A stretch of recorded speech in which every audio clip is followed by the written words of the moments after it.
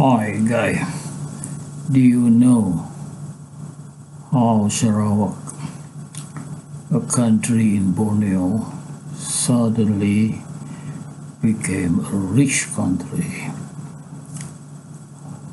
Well, they had been poor for 60 years when they joined the Federation of Malaysia. They had not becoming rich. Only in the 60 years, only after that they became rich. And I'm going to tell you why they suddenly became rich. From poor country for 60 years, and now I think for few years back, 3 or 4 years back, Sarawak is becoming a rich country. They produce oil and gas. They had producing oil and gas back in the early 70s, but they had not become rich in the 70s. Now that they had become rich in the 80s, now that they have become rich in the 90s, but 6 or 5 years ago, or maybe less, 4 years, suddenly Sarawak became a rich country. Why they became rich? So I'm going to tell a short story of how they become rich. Well, it's because when Sarawak found oil in the offshore area, or the leaders in Sarawak decided to form their own oil company. But this leadership from Malaya say, why not we form a national oil company?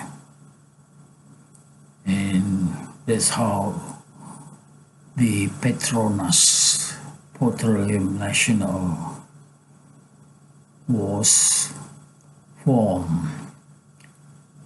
And what had been decided by the leaders in Sarawak was suppressed down, so they had not formed a company of the Sarawak state. And so Petronas had been operating. So they control everything. Financials and operation was under Petronas. The Sarawakian was expecting a royalty of 40% based on the Malaysian agreement MA 63, that 40% of all the gain or the income from Sarawak should be given back to Sarawak. So the oil money, 40% should be given to Sarawak. But then what had been given to Sarawak was only 5%. they have a reason to do that. The federal government in KL have reason why they give 5%. They say because to develop Petronas so that they can look for oil and gas in other country with that capital. That capital, what it is the 35% from Sabah and 35% from Sarawak,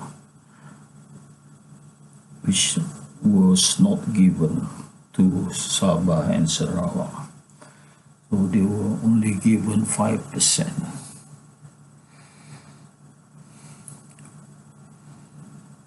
And worse than that,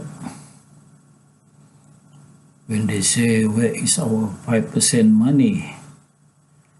And the federal government said, hey, we have made projects for your country.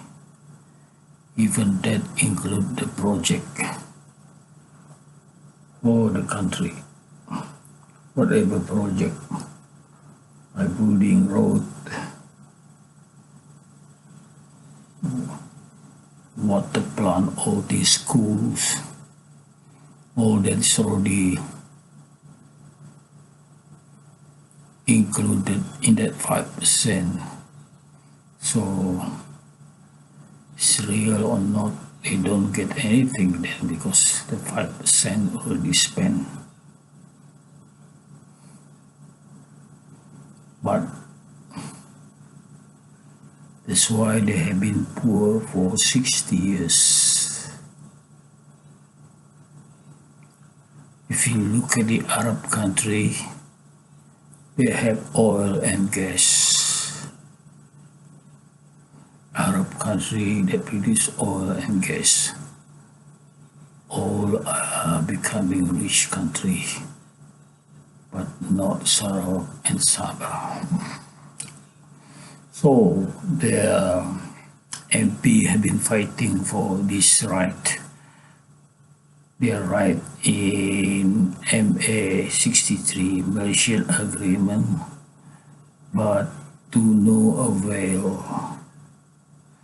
For years already, they have been saying, even shouting in the hall, the Parliament Hall, for their right, but to no avail. So why suddenly it becomes successful? So you have to understand politics of democracy. The Prime Minister is selected based on the support he get from the MP. There are 223 MPs in the Parliament. So if you divide it by half, you cannot divide by half. So 223, so half is about 111, and the other half have to be 112. So whoever get the 112 supports, then he is the one to become the Prime Minister. And surprisingly, that Prime Minister, he can be Prime Minister today, and tomorrow he may not be a Prime Minister anymore. When people claim that he lost the support of 112, and if that happened, then he lost the position of being a prime minister. So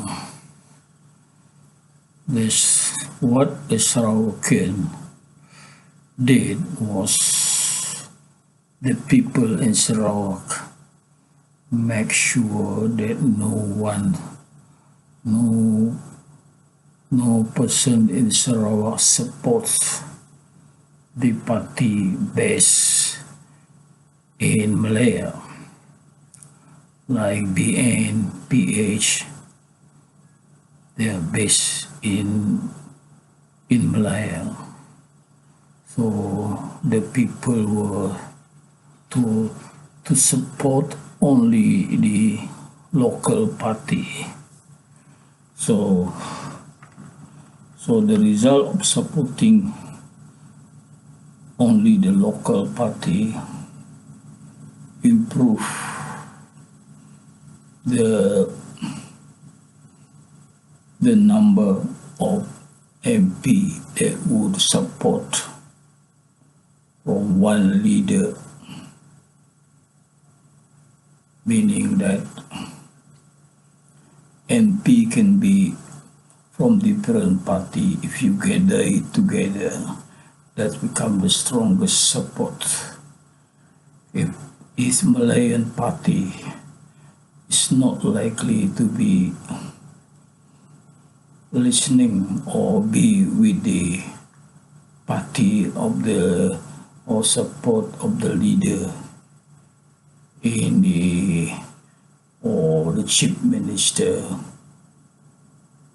in Sarawak, so it deleted the support from Sarawak.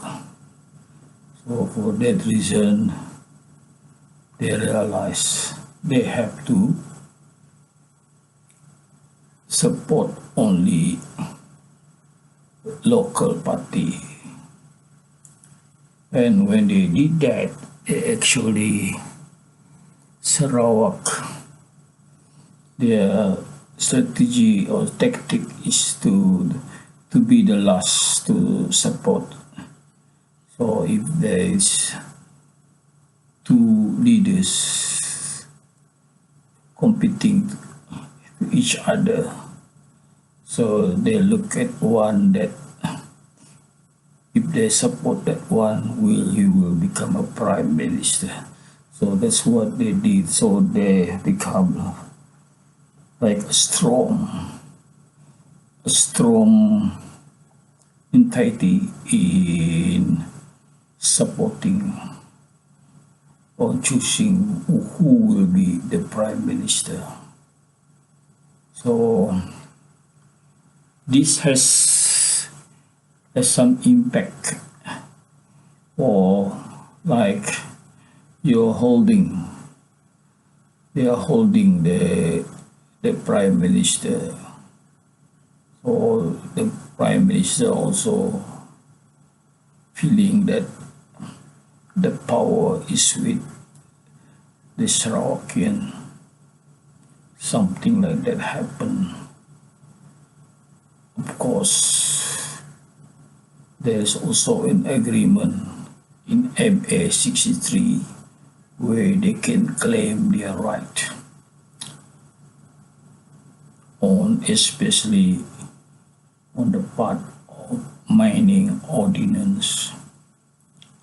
So they actually took to court the Petronas for operating in Sarawak illegally, because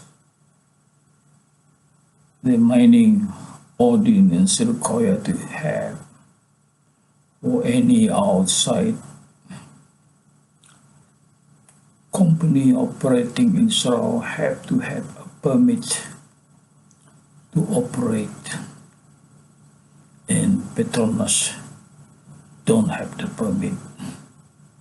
So they took to court, and in the end, the Sarawakian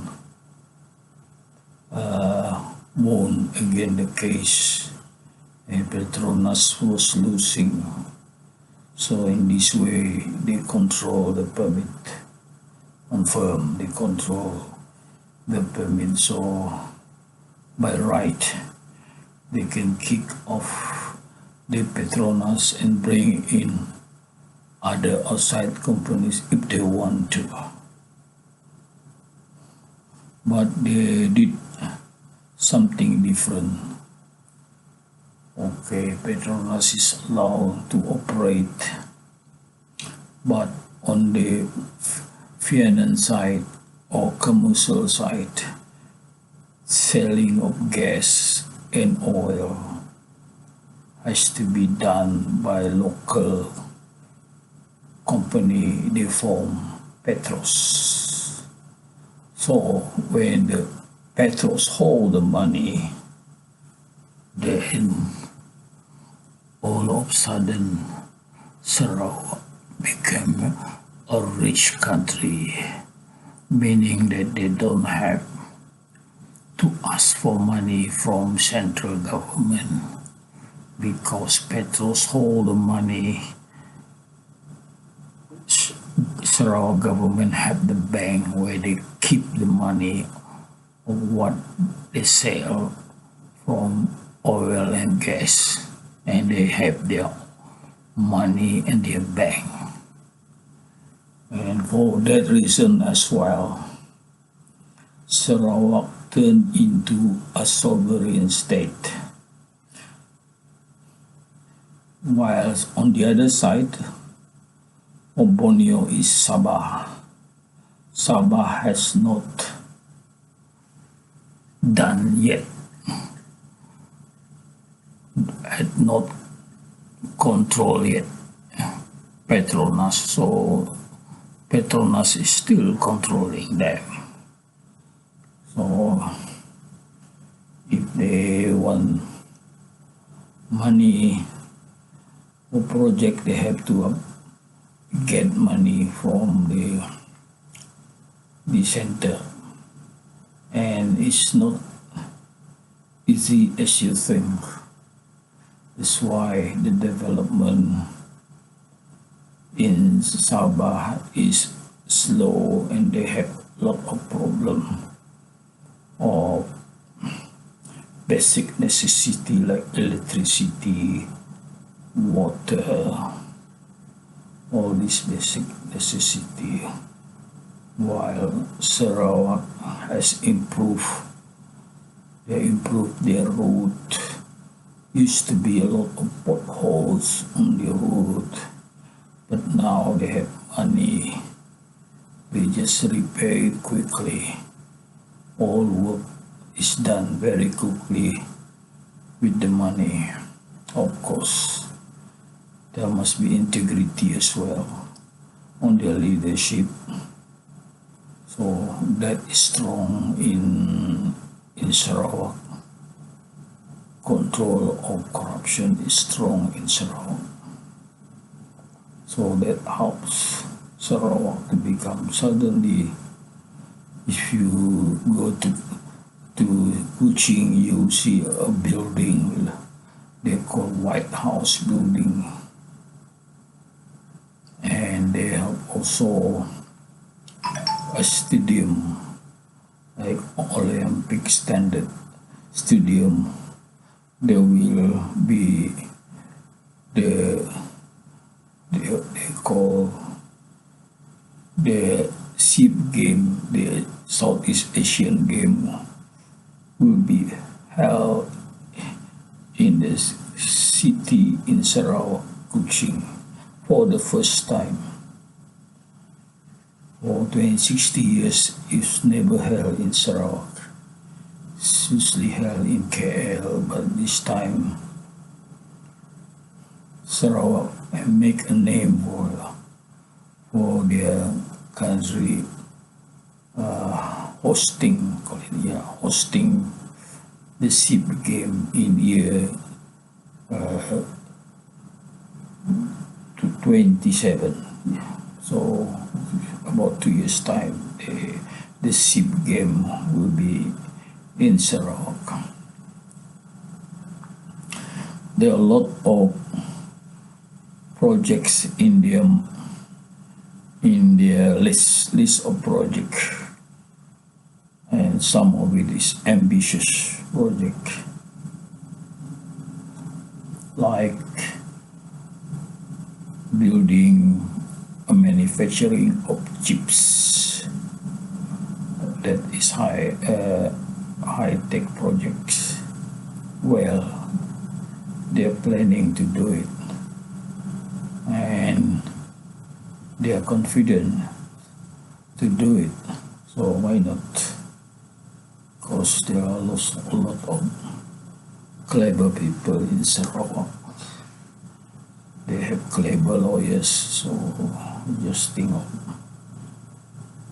their engineers are very, very clever people in Sarawak, because they have many races in Sarawak. They have Chinese, they have Dayak, Malay. Even Malay is minority in Sarawak, not the majority of people in Sarawak are the Dayaks.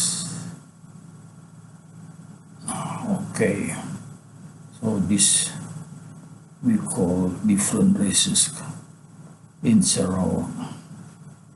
They also in a peaceful area. Sarawak is quite a peaceful place where you have different people, different group coexist.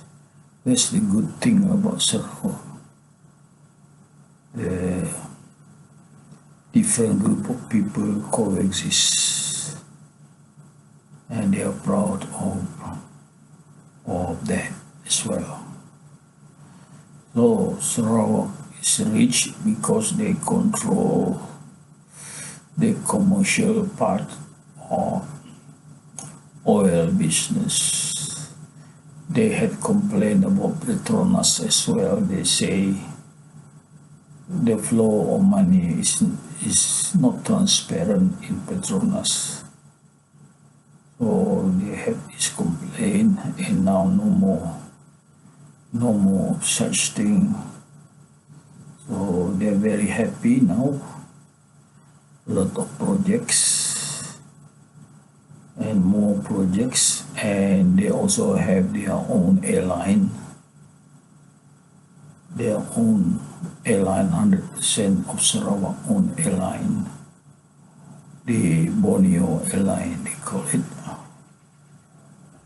So another project is hydrogen plant project. Yes, I think I saw it's already in place, but I don't know whether it is commissioned or not.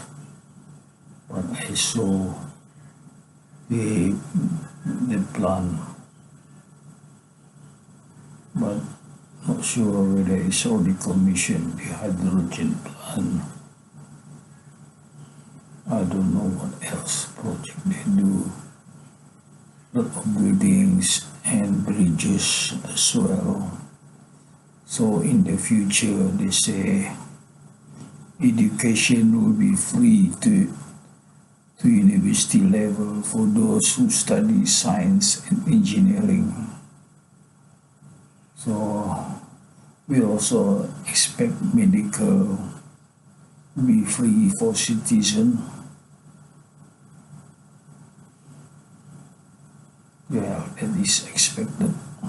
If the country is rich and they need to make the people happy, distribute the wealth.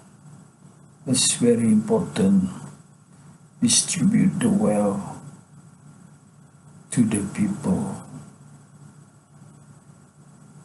That's very important to make the country sustainable for years to come. You can take example in Europe, country like Norway, welfare state where people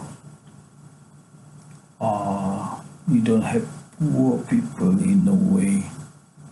So everybody, poor and rich, are being taken care because Norway produce oil and gas.